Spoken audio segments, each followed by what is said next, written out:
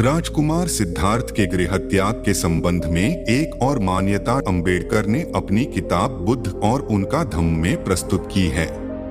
अंबेडकर का रुझान जीवन के अंतिम वर्षों में बौद्ध धर्म की तरफ चला गया था। उन्होंने धार्मिक दृष्टि से ही नहीं, तार्किक तथा ऐतिहासिक दृष्टि से भी बौद्ध धर्म तथा गौतम बुद्ध का गहन अध्ययन किया। उसी गहन अध्ययन का निचोड़ डॉ. अंबेडकर ने अपनी किताब बुद्ध और उनका धम्म में प्रस्तुत किया। उसी पुस्तक में डॉ. अंबेडकर ने लिखा कि सिद्धार्थ ने सांसारिक विरक्ति के कारण घर नहीं छोड़ा था, न ही वह परिवार वालों की जानकारी के बिना घर से निकला था। असल में राजकुमार सिद्धार्थ ने एक युद्ध को टालने के प्रयास में असफल हो जाने पर संन्यास ग्रहण किया था। यदि वह संन्यास ग्रहण न करता तो या तो उसके परिवार को अपनी तमाम संपत्ति गंवानी पड़ती, या उसे मृत्युदंड स्वीकार करना पड़ता, या देश निकाला स्वीकार करना पड़ता।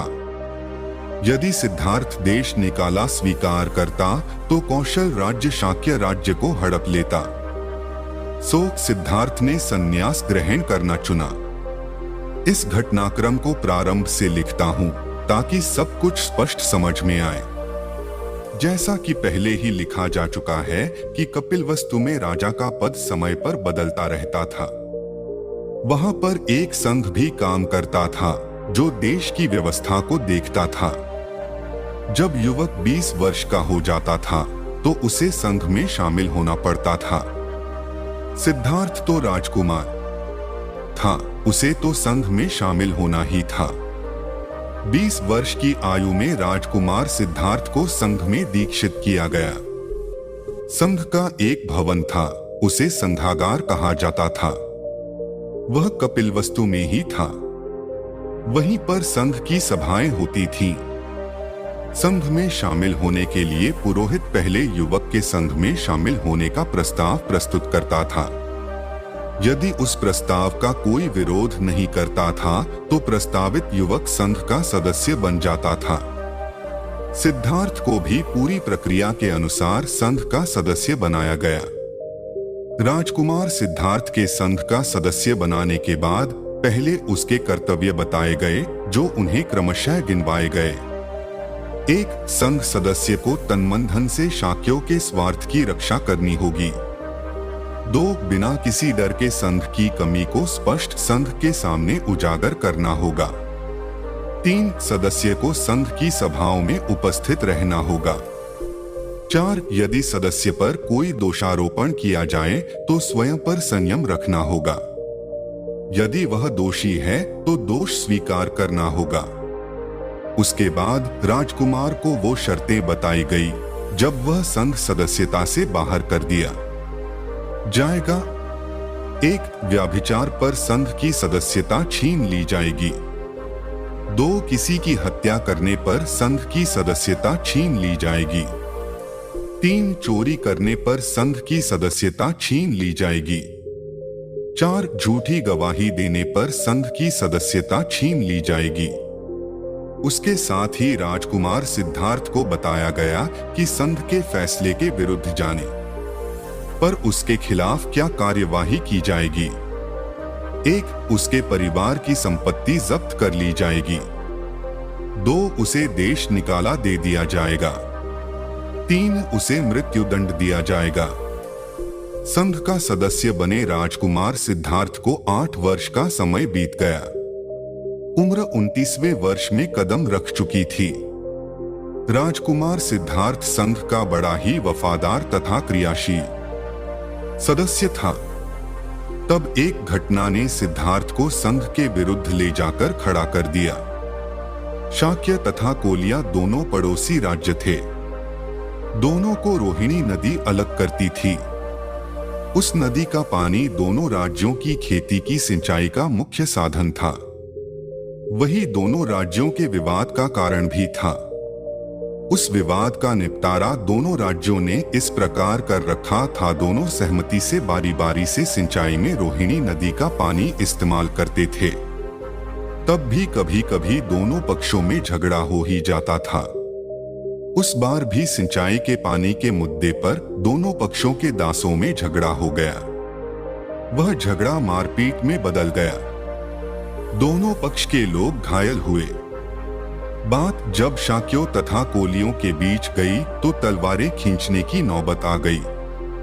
शाक्य सेनापति ने अपने संघ की सभा को बुलाकर सदस्यों को संबोधित करके कहा, कोलियों की हिम्मत बढ़ती जा रही है। वह पहले भी इस तरह के हमले कर चुके हैं। हम कब तक सहन करेंगे? अब समय आ गया है इन कोलियों को सबक सिखाया जाए। यह काम निर्णायक युद्ध के बाद ही सिद्ध हो सकता है। मैं कोलियों के विरुद्ध युद्ध का प्रस्ताव रखता हूं। जो विरोध करना चाहे वह बोले। मैं इस प्रस्ताव का विरोध करता हूं। राजकुमार सिद्धार्थ ने अपने स्थान पर खड़े होकर कहा, युद्ध किसी समस्या का समाधान नहीं। मुझे लगता है कि हमें युद्ध करने की जल्दबाजी से काम नहीं लेना चाहिए। पहले सावधानी से इस बात का पता लगाया जाए कि वास्तव में कौन सा पक्ष दोषी है। मैंने सुना है कि हमारे दासों ने ही बात बढ़ाई थी। यह सही है, पहल हमारी तरफ से हुई थी, सेनापति ने कहा। लेकिन हमें ये भी नहीं भूलना चाहिए कि पानी लेने की बारी भी हमारी है। यानी यह भी हो सकता है कि हम भी निर्दोष न हों। सिद्धार्थ गहन गंभीरता से बोला, मेरा प्रस्ताव ये है कि अपने पक्ष तथा कोलियों के पक्ष के दो दो आदमी चुने। वो चारों मिलकर एक और आदमी का चुनाव करें। उन पांचों के सामने यह समस्या रख दें। पांचों मिलकर जो निर्णय करें वह मान्य हो। संघ के लोगों ने मिलकर सिद्धार्थ का समर्थन किया। उसी पल सेनापति भी विरोध में खड़ा हो गया। बोला, मुझे नहीं लगता पंचायत से समस्या का स्थायी समाधान निकलेगा। हमें युद्ध करके कोलियों को कुचलना ही होना, तभी शांति स्थापित होगी। मैं अब भी इस प्रस्ताव का समर्थन नहीं करता। सिद्धार्थ ने कहा, आप लोग भूल रहे हैं कि कोलिय हमारे पड़ोसी ही नहीं हैं, वह लोग हमारे रिश्तेदार भी हैं। हमारे उन लोगों से वैवाहिक संबंध हैं। हम लोग एक होकर रहेंगे तो हमारी शक्ति बनी रहेगी। क्षत्रियों के लिए युद्ध क्षेत्र में कोई अपना पराया नहीं होता। सेनापति तो युद्ध के लिए बेचैन था। युद्ध हम क्षत्रियों का धर्म है। राज्य के लिए हमें अपने सगे भाइयों से भी लड़ना होता है। सेनापति ने नया खेल चल दिया। मैं कुमार से बहस नहीं करना चाहता। अब संघ फैसला करे कि युद्ध या शांति। संघ के लोग मत दें। बहुमत जिसके साथ होगा फैसला वही होगा। बस संघ में मत पड़े। बहुमत के साथ सेनापति का प्रस्ताव पास हो गया। दूसरे दिन सेनापति ने संघ की सभा दोबारा बुलाई। तब उसने कहा कि हर 20 से 50 साल का शाक्य सेना में शामिल हो।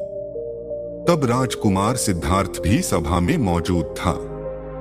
उसने तब भी उस प्रस्ताव का विरोध किया। मित्रों, आपके साथ बहुमत है। मुझे खेद के साथ कहना पड़ रहा है कि मैं अब भी आप लोगों के साथ नहीं हूं।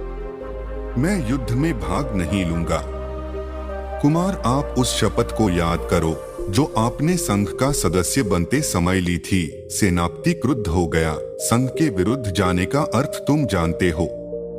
मुझे सब याद है, बड़े सब्र से सिद्धार्थ ने कहा। मैंने तन मन धन से शाक्यों की भलाई करने का भी वचन दिया था। मुझे नहीं लगता कि यह युद्ध शाक्यों के लिए लाभदायक है। राजकुमार सिद्धार्थ के गृहत्याग के संबंध में एक और मान्यता डॉ. अंबेडकर ने अपनी किताब बुद्ध और उनका धम्म में प्रस्तुत की है। डॉ. अंबेडकर का रुझान जीवन के अंतिम वर्षों में बौद्ध धर्म की तरफ चला गया था। उन्होंने धार्मिक दृष्टि से ही नहीं, तार्किक तथा ऐतिहासिक दृष्टि से भी बौद्ध धर्म तथा गौतम बुद्ध का गहन अध्ययन किया। उसी गहन अध्ययन का निचोड़ डॉ.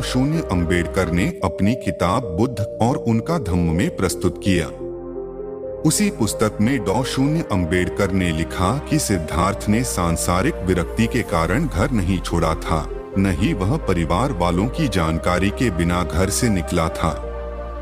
असल में राजकुमार सिद्धार्थ ने एक युद्ध को टालने के प्रयास में असफल हो जाने पर संन्यास ग्रहण किया था। यदि वह संन्यास ग्रहण न करता तो या तो उसके परिवार को अपनी तमाम संपत्ति गंवानी पड़ती, या उसे मृत्युदंड स्वीकार करना पड़ता, या देश निकाला स्वीकार करना पड़ता। यदि सिद्धार्थ देश निकाला स्वीकार करता तो कौशल राज्य शाक्य राज्य को हड़प लेता। सो सिद्धार्थ ने संन्यास ग्रहण करना चुना। इस घटनाक्रम को प्रारंभ से लिखता हूँ ताकि सब कुछ स्पष्ट समझ में आए। जैसा कि पहले ही लिखा जा चुका है कि कपिलवस्तु में राजा का पद समय पर बदलता रहता था। वहां पर एक संघ भी काम करता था जो देश की व्यवस्था को देखता था। जब युवक 20 वर्ष का हो जाता था तो उसे संघ में शामिल होना पड़ता था। सिद्धार्थ तो राजकुमार था, उसे तो संघ में शामिल होना ही था। 20 वर्ष की आयु में राजकुमार सिद्धार्थ को संघ में दीक्षित किया गया। संघ का एक भवन था, उसे संघागार कहा जाता था। वह कपिलवस्तु में ही था। वहीं पर संघ की सभाएं होती थीं। संघ में शामिल होने के लिए पुरोहित पहले युवक के संघ में शामिल होने का प्रस्ताव प्रस्तुत करता था। यदि उस प्रस्ताव का कोई विरोध नहीं करता था तो प्रस्तावित युवक संघ का सदस्य बन जाता था। सिद्धार्थ को भी पूरी प्रक्रिया के अनुसार संघ का सदस्य बनाया गया।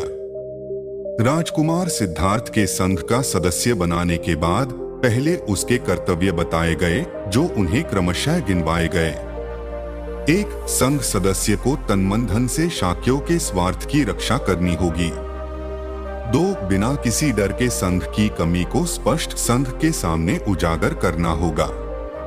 3, सदस्य को संघ की सभाओं में उपस्थित रहना होगा। 4, यदि सदस्य पर कोई दोषारोपण किया जाए तो स्वयं पर संयम रखना होगा। यदि वह दोषी है तो दोष स्वीकार करना होगा। उसके बाद राजकुमार को वो शर्तें बताई गई जब वह संघ सदस्यता से बाहर कर दिया जाएगा। 1, व्यभिचार पर संघ की सदस्यता छीन ली जाएगी। 2, किसी की हत्या करने पर संघ की सदस्यता छीन ली जाएगी। 3, चोरी करने पर संघ की सदस्यता छीन ली जाएगी। 4, झूठी गवाही देने पर संघ की सदस्यता छीन ली जाएगी। उसके साथ ही राजकुमार सिद्धार्थ को बताया गया कि संघ के फैसले के विरुद्ध जाने पर उसके खिलाफ क्या कार्यवाही की जाएगी। 1, उसके परिवार की संपत्ति जब्त कर ली जाएगी। 2, उसे देश निकाला दे दिया जाएगा।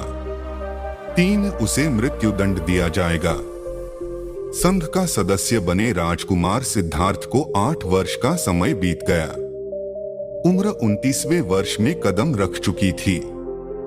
राजकुमार सिद्धार्थ संघ का बड़ा ही वफादार तथा क्रियाशील सदस्य था। तब एक घटना ने सिद्धार्थ को संघ के विरुद्ध ले जाकर खड़ा कर दिया। शाक्य तथा कोलिया दोनों पड़ोसी राज्य थे। दोनों को रोहिणी नदी अलग करती थी। उस नदी का पानी दोनों राज्यों की खेती की सिंचाई का मुख्य साधन था। वही दोनों राज्यों के विवाद का कारण भी था। उस विवाद का निपटारा दोनों राज्यों ने इस प्रकार कर रखा था, दोनों सहमति से बारी बारी से सिंचाई में रोहिणी नदी का पानी इस्तेमाल करते थे। तब भी कभी कभी दोनों पक्षों में झगड़ा हो ही जाता था। उस बार भी सिंचाई के पानी के मुद्दे पर दोनों पक्षों के दासों में झगड़ा हो गया। वह झगड़ा मारपीट में बदल गया। दोनों पक्ष के लोग घायल हुए। बात जब शाक्यों तथा कोलियों के बीच गई तो तलवारें खींचने की नौबत आ गई। शाक्य सेनापति ने अपने संघ की सभा को बुलाकर सदस्यों को संबोधित करके कहा, कोलियों की हिम्मत बढ़ती जा रही है। वह पहले भी इस तरह के हमले कर चुके हैं। हम कब तक सहन करेंगे? अब समय आ गया है इन कोलियों को सबक सिखाया जाए। यह काम निर्णायक युद्ध के बाद ही सिद्ध हो सकता है। मैं कोलियों के विरुद्ध युद्ध का प्रस्ताव रखता हूं। जो विरोध करना चाहे वह बोले। मैं इस प्रस्ताव का विरोध करता हूँ। राजकुमार सिद्धार्थ ने अपने स्थान पर खड़े होकर कहा, युद्ध किसी समस्या का समाधान नहीं। मुझे लगता है कि हमें युद्ध करने की जल्दबाजी से काम नहीं लेना चाहिए। पहले सावधानी से इस बात का पता लगाया जाए कि वास्तव में कौन सा पक्ष दोषी है। मैंने सुना है कि हमारे दासों ने ही बात बढ़ाई थी। यह सही है, पहल हमारी तरफ से हुई थी, सेनापति ने कहा, लेकिन हमें ये भी नहीं भूलना चाहिए कि पानी लेने की बारी भी हमारी है। यानी यह भी हो सकता है कि हम भी निर्दोष न हो। सिद्धार्थ गहन गंभीरता से बोला, मेरा प्रस्ताव ये है कि अपने पक्ष तथा कोलियों के पक्ष के दो दो आदमी चुने। वो चारों मिलकर एक और आदमी का चुनाव करें। उन पांचों के सामने यह समस्या रख दें। पांचों मिलकर जो निर्णय करें वह मान्य हो। संघ के लोगों ने मिलकर सिद्धार्थ का समर्थन किया। उसी पल सेनापति भी विरोध में खड़ा हो गया। बोला, मुझे नहीं लगता पंचायत से समस्या का स्थायी समाधान निकलेगा। हमें युद्ध करके कोलियों को कुचलना ही होना, तभी शांति स्थापित होगी। मैं अब भी इस प्रस्ताव का समर्थन नहीं करता। सिद्धार्थ ने कहा, आप लोग भूल रहे हैं कि कोलिय हमारे पड़ोसी ही नहीं हैं, वह लोग हमारे रिश्तेदार भी हैं। हमारे उन लोगों से वैवाहिक संबंध हैं। हम लोग एक होकर रहेंगे तो हमारी शक्ति बनी रहेगी। क्षत्रियों के लिए युद्ध क्षेत्र में कोई अपना पराया नहीं होता। सेनापति तो युद्ध के लिए बेचैन था। युद्ध हम क्षत्रियों का धर्म है। राज्य के लिए हमें अपने सगे भाइयों से भी लड़ना होता है। सेनापति ने नया खेल चल दिया। मैं कुमार से बहस नहीं करना चाहता। अब संघ फैसला करे कि युद्ध या शांति। संघ के लोग मत दें। बहुमत जिसके साथ होगा फैसला वही होगा। बस संघ में मत पड़े। बहुमत के साथ सेनापति का प्रस्ताव पास हो गया। दूसरे दिन सेनापति ने संघ की सभा दोबारा बुलाई। तब उसने कहा कि हर 20 से 50 साल का शाक्य सेना में शामिल हो। तब राजकुमार सिद्धार्थ भी सभा में मौजूद था। उसने तब भी उस प्रस्ताव का विरोध किया। मित्रों, आपके साथ बहुमत है। मुझे खेद के साथ कहना पड़ रहा है कि मैं अब भी आप लोगों के साथ नहीं हूं। मैं युद्ध में भाग नहीं लूंगा। कुमार, आप उस शपथ को याद करो जो आपने संघ का सदस्य बनते समय ली थी। सेनापति क्रुद्ध हो गया। संघ के विरुद्ध जाने का अर्थ तुम जानते हो। मुझे सब याद है, बड़े सब्र से सिद्धार्थ ने कहा। मैंने तन मन धन से शाक्यों की भलाई करने का भी वचन दिया था। मुझे नहीं लगता कि यह युद्ध शाक्यों के लिए लाभदायक है।